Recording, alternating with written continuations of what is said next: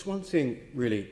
I think, you're saying about the need to reassure the public and etc. But I think many people would have been very perplexed that this particular man, this terrorist, was granted a one-day exemption to attend this conference. I'm asking you, absolutely in good faith, who would have made that decision? If I knew the answer, I'd answer you in good faith. I don't know who would make that decision specifically. No, and sorry, the decision wasn't made by the Metropolitan Police. It wasn't. No, he wasn't under. And you just don't know who did it. He wasn't under supervision of the Metropolitan Police. He was under supervision, I believe, from Staffordshire Police, because that's his home address.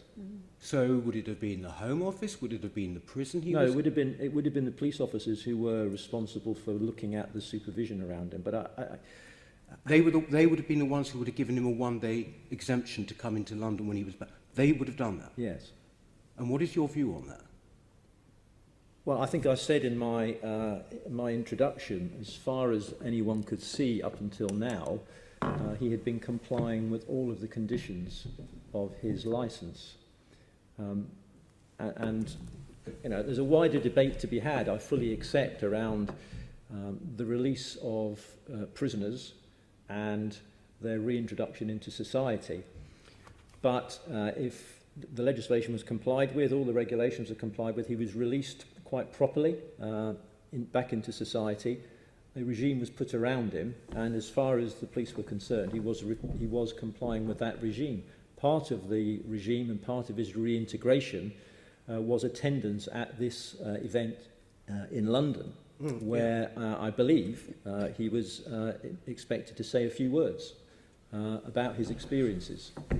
And beggars belief, actually, but anyway. And we all know what happened.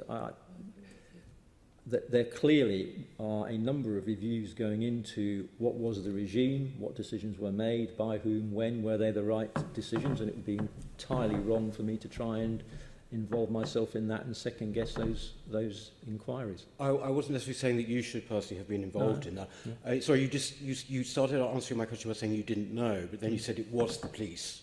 It was. Well, you said who? Which agency? Oh, you didn't say which agency with respect. You said who. That was your question. Okay, so I don't know who did it. You understood what I meant when I asked. So basically, no, I'm sorry. It was the police. I don't try to be argumentative, but I didn't understand. You said to me, who? And I said, I don't know who. You said who. Okay, so it was the police. It was a police decision. Yes. Right, okay. Do you think, in retrospect, that was the wrong decision? I'm not prepared to comment on that. Why? Because I don't know the circumstances of how he was complying with these regulations. Don't you think that if you're trying to reassure the public, they might think it's a bit odd that someone who's in for terrorist charges would somehow be invited to speak at a conference such as this? Did you not even think that that's... I think what would be wrong would be for someone completely remote from the situation in terms of supervision of this individual to make comment from my position, which might be unhelpful. It is being looked at by a number of different people to see whether the decisions were correct, to see whether or not he was complying properly, and to learn any lessons. I don't think me being drawn into is going to help particularly, and I'm helpfully reminded by the Deputy Mayor that it would probably be a police and probation joint decision. But again, I don't know who is an individual. Agency-wise, police, probably with the help of probation. Well, it ended in death, didn't it, in this occasion?